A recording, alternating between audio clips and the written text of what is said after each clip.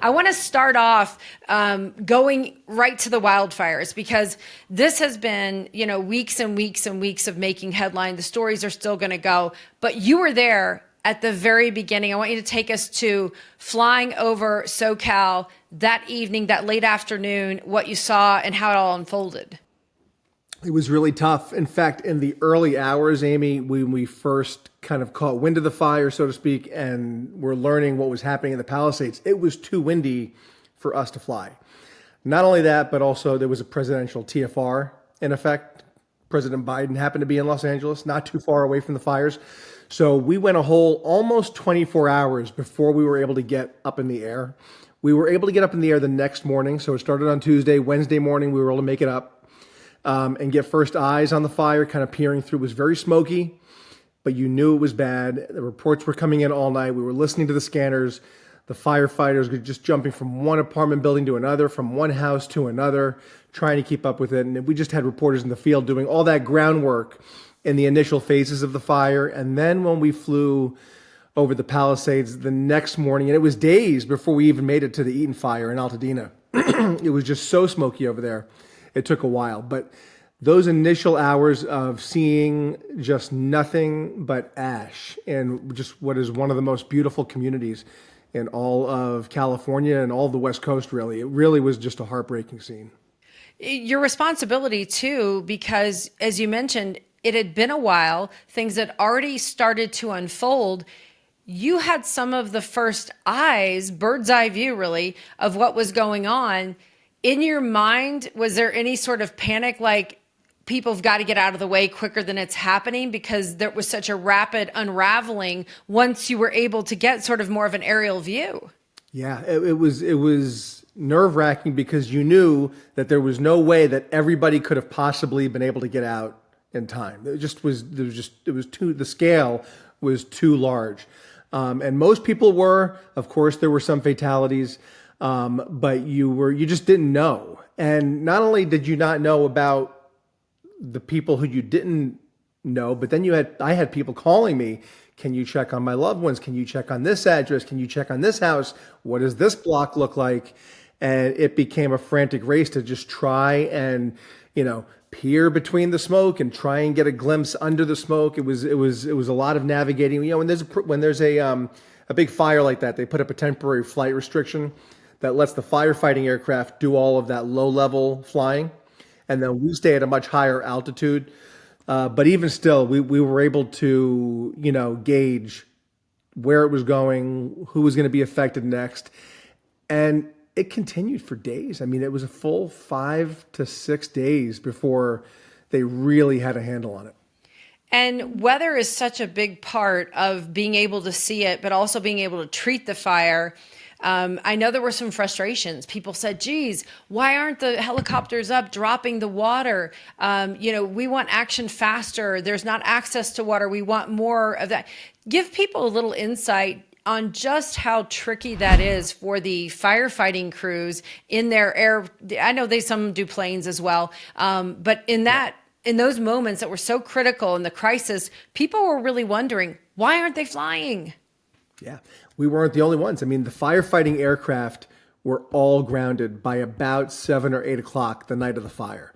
So they had a good maybe 8 hours to drop as much water as they could, but it was impossible. The water, the minute they drop the water, it's blowing.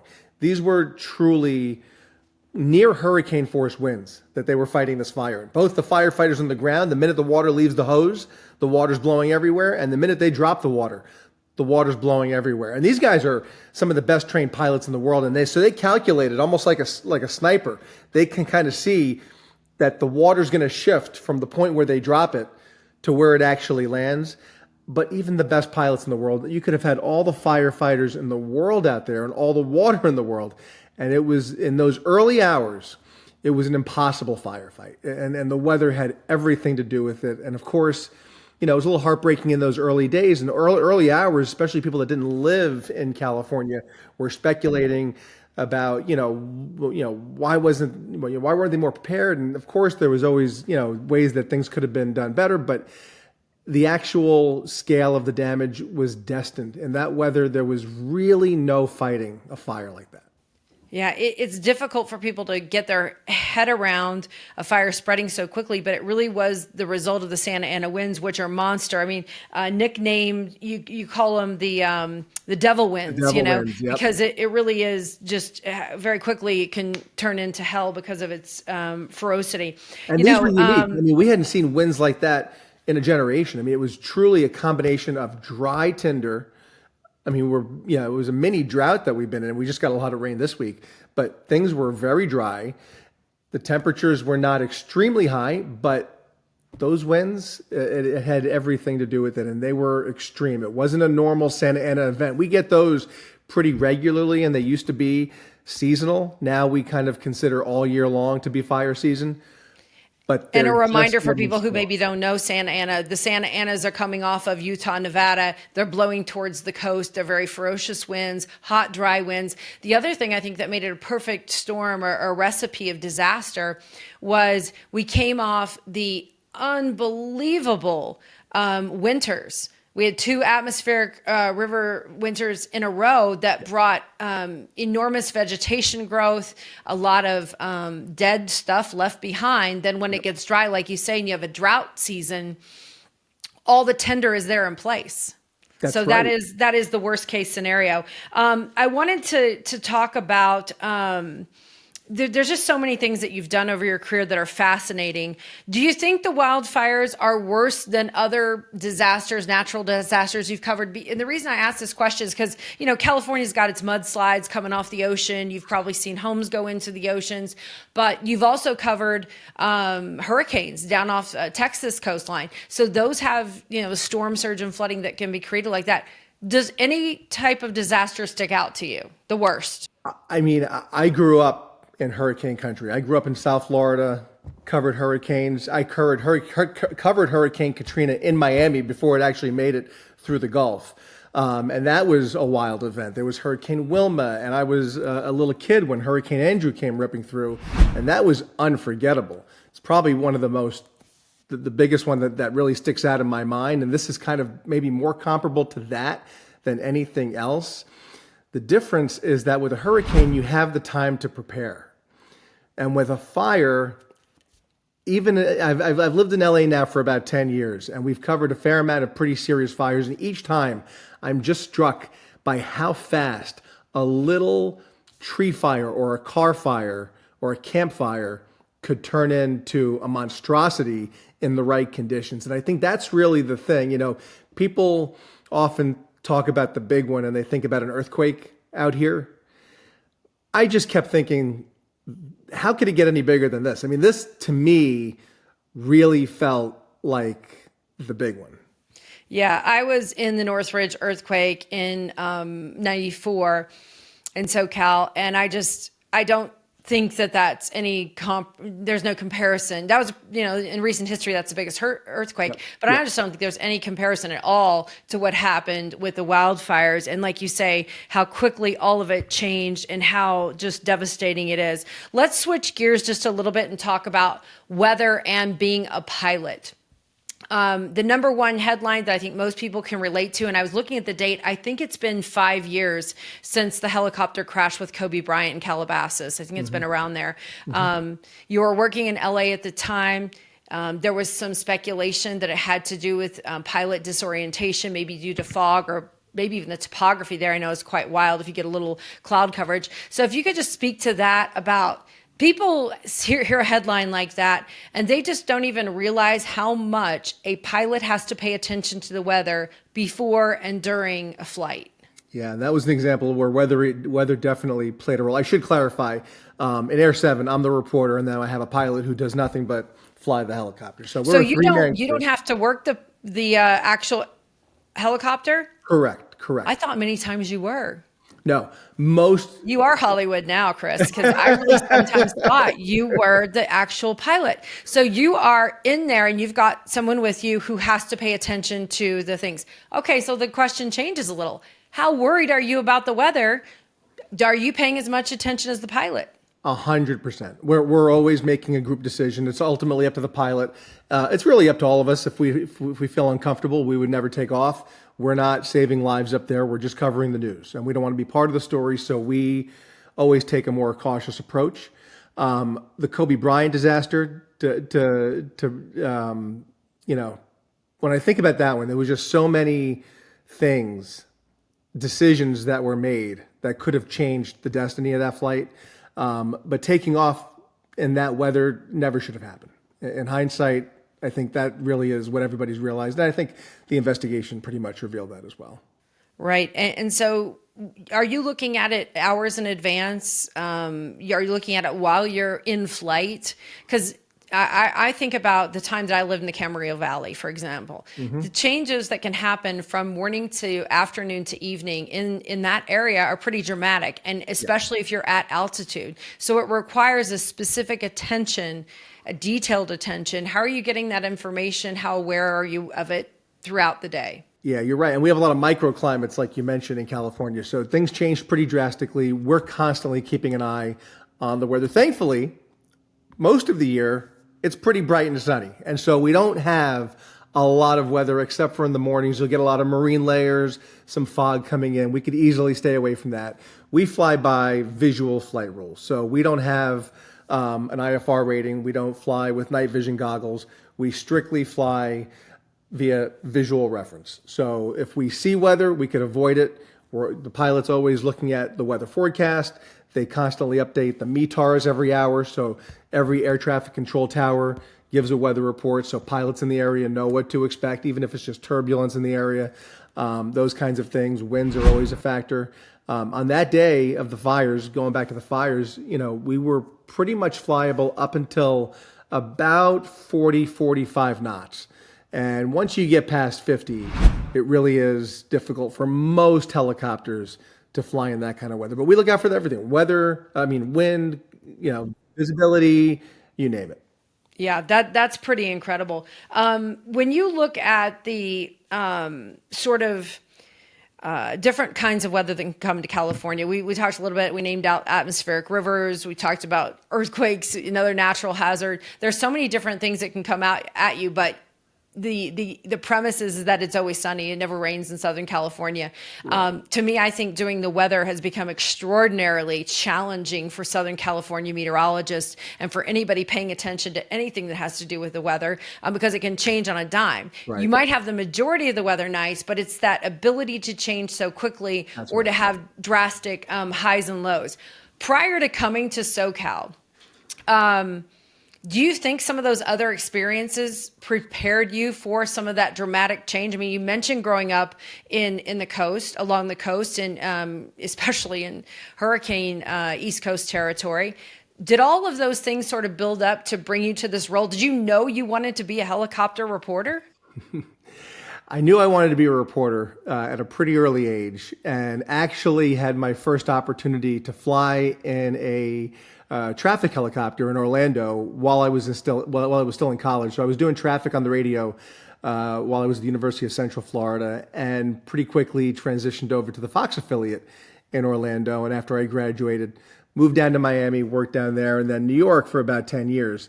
And I do think that all of that experience definitely collectively prepared me for flying in LA, because as great as all those jobs were, no place has the geography. It's really the geography that makes LA so unique, especially from a flying perspective, from a breaking news perspective. I mean, we cover all kinds of breaking news. And the geography, whether it's a natural disaster or a man-made tragedy, the weather has a lot to do with it. Geography, though, it really comes into play in so many situations. We have hills, we have valleys, we have deserts, we have coastline. We're flying over the ocean. We could be in the basin.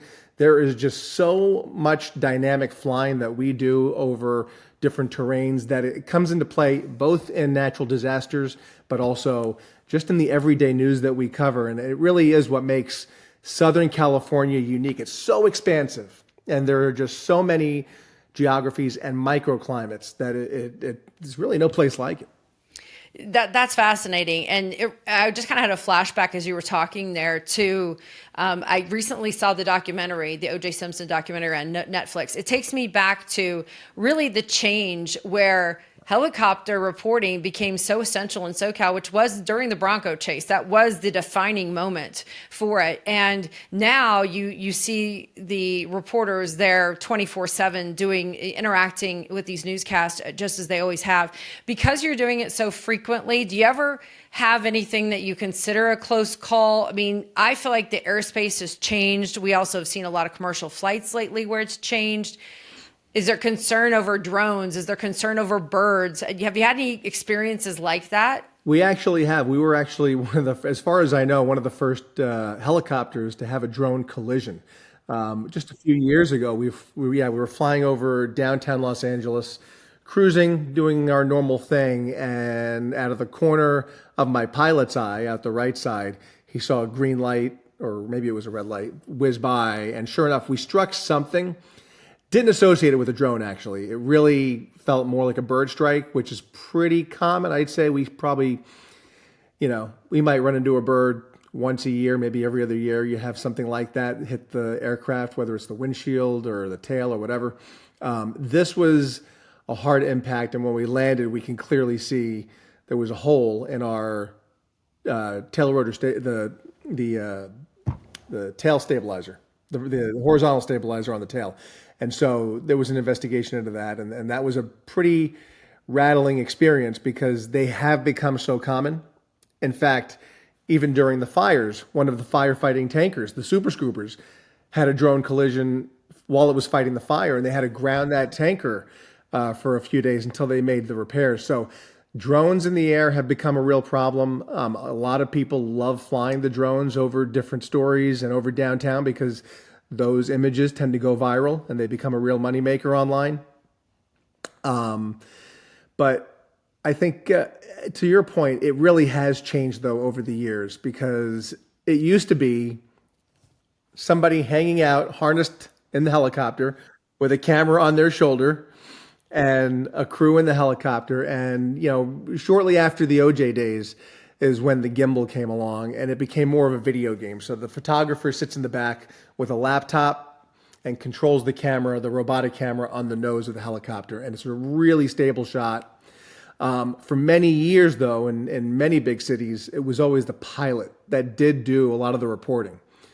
And that always struck me as a little bit dangerous, but it was the way it was done for decades, where you had whoever you were hearing the traffic from on the radio or on TV was also the guy flying the helicopter, and it usually was a guy. And that has changed after that Phoenix crash about 15 years ago. Two news choppers collided, and that really brought an end. It was during a police chase too, and that really brought an end to the pilot reporter concept. Yeah, it was too much, and it makes sense now that it is that way. But I tell you, when I'm hearing you, I give props to the pilot, but I really connect because I'm hearing the reporter talk to me, and so I'm connecting with you. But hands up to the pilot, and I know you give a lot of credit out there as well. Let's just talk about one of the most famous flight stories in recent history, and that is the miracle on Hudson. When you were on the East Coast, and I believe you reported right from the scene on the Miracle on the Hudson, with Scully put the belly right there almost at 59th Street into the Hudson River. What was that like?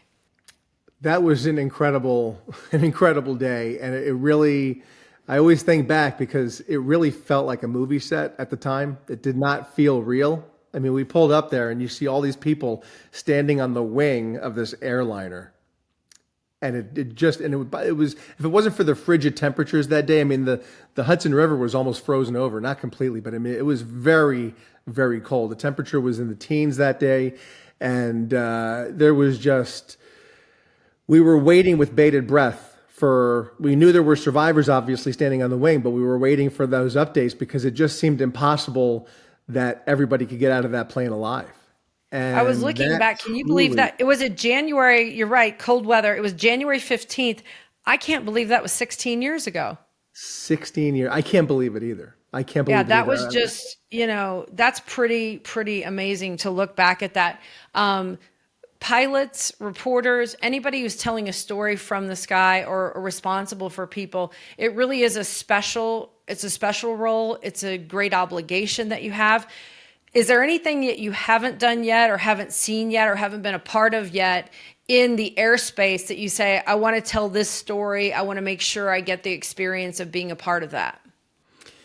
Well, we're always dreading the big one, right? I mean, that's kind of like the thing that's like on our mind, especially out here in California, because if you have time to prepare for a hurricane and very little time to prepare for a fire, you have virtually no time to prepare for an earthquake.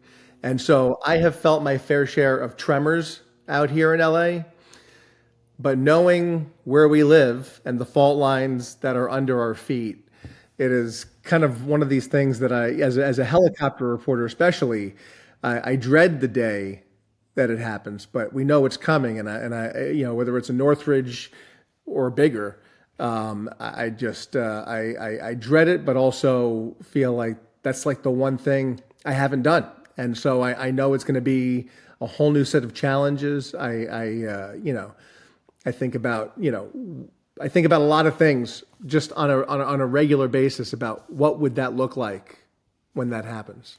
It's a big responsibility to tell these stories. I did some helicopter storm chasing when I was in Colorado on the Eastern Plains. I saw a helicopter or a tornado from a helicopter. That was pretty incredible. Again, Eastern Plains of Colorado, it didn't hurt anything but a few farms because that is the double-edged sword, but it's a big responsibility. Before I leave you, you've got a family, you have loved ones that live there in Southern California. It's a real tug of war sometimes when you have a natural disaster, when you have a big story that takes you away from your family, but sometimes your family can be vulnerable to the story that you're actually covering. How do you handle that, sometimes you've got the responsibility to tell the story, it's a big story, but you also have your own family at risk sometimes. Yeah, absolutely. And it's one of the things I was literally just thinking that same thing as I was thinking about the big one, because in an earthquake, my family will be affected most likely in some way, depending on where the earthquake is. And it's like, what am I going to do? Same thing during the pandemic, during COVID. There were times during COVID where, we were covering the story, but we were directly affected by the things that were happening all around us. And then months into the pandemic, when the George Floyd protests broke out, I mean, there were many riots not far from where my wife and my daughter were were sheltered, and it was a real dilemma, an internal dilemma. But as you say, this is what we signed up for, and being able to tell those stories and deliver vital information to the audience it's a privilege and it's a huge responsibility. Emergency preparedness is key. I learned it. Again, during the Northridge earthquake, I had never been in an earthquake. I was visiting that President's Day weekend, and the family I was with, it happens in the middle of the night. They get up, slide on the shoes by the side of their bed, grab their go bag from the front closet, and I'm looking at the sides of the house collapsing. It was insane. It was just right near the Cal State Northridge collapse on the parking garage, but left an impression on me to this day. Having a go bag, having something to take with you to even help you through a short-term experience, which we ended up spending the whole day outside through the tremors, all that kind of stuff. They at least had some bare necessities to get with. I mean, preparation is really at the baseline of all these natural hazards. Yeah, especially out here. It's so true, because it could be any of the above disasters that we've talked about, and you just don't know how it's going to affect you. But the preparation for many of them are pretty similar. Have the essentials nearby, taking those, getting your documents in order and keeping things, at the ready just in case you have to leave, because as you mentioned, it happens fast. It really does happen fast, and it's when you least expect it. If you're prepared, I know there's a lot of people that survived the fires, but wish they were better prepared to take some of the, valuables. Absolutely. Before I leave you, do you have extra time where you do stuff outside of work? Do you have any extra projects that you're working on? Any big hobbies that you do away from such a big job? Right now, I'm focused on being a dad. It really is the joy of my life. outside of work. And so that right now is where I'm putting all of my energy. That's awesome. Congratulations on that. Your daughter and her big birthday coming up in a couple of days. And, just a shout out to you for all the work that you've done. You really have put together a body of work that's impressive, and it has really been impactful to people. And I'm certain that you have colleagues and maybe even viewers who would say the words that you have transpired, the words that you have shared over the air have been life-saving or life-changing for them. So kudos for all of that good work. It's a lot of hard hours, I know, and respect you for it. And I've just seen you in so many interesting stories and interesting coverage. I'm really impressed and admire your work. I really appreciate that, Amy. That really means a lot. It really does. Thank you. Chris Cristi, we'll be looking for you on Air 7 in LA. You got it. Over the Southland. We'll be there.